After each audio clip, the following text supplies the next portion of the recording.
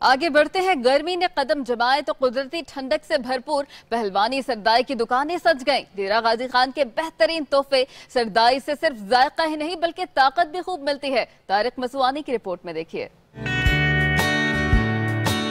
डेरा गाजी खान की मशहूर सरदाई का एक गिलास पीते ही गर्मी हो जाती है छूमंतर। इस मजेदार पहलवानी सरदाई को गर्मी का खास तोहफा समझा जाता है, जिसे घोटा बादाम भी कहा जाता है। गर्मी आते ही डेरा गाजी खान की आम शाहराहों पर सरदाई मशीनें लग गई हैं। सरदाई को तैयार करने का तरीका भी इंतहाई दिलचस्प है, जिसमें एक बड़ी सी मशीन में बादाम, चीनी, काली मिर्च, इलायची डाली जाती है। फिर लगाया जाता है इसको एक ऐसा इलेक्ट्रॉनिक रगड़ा जिससे हो जाती है तैयार ठंडी ठार सरदाई। दुकानदारों का कहना है कि यह खालिस घोटा बादाम है। मुसाफिर यहाँ आते हैं और इसे बड़े शौक से पीते हैं। ये गर्मी का बेहतरीन तोहफा है। सख्त गर्मी में न सिर्फ बादामों की सरदाई खुश जायका है बल्कि सेहत के लिए भी बेहद मुफीद होती है। कैमरा टीम के साथ तारिक मसवानी, पब्लिक न्यूज, डेरा गाजी खान।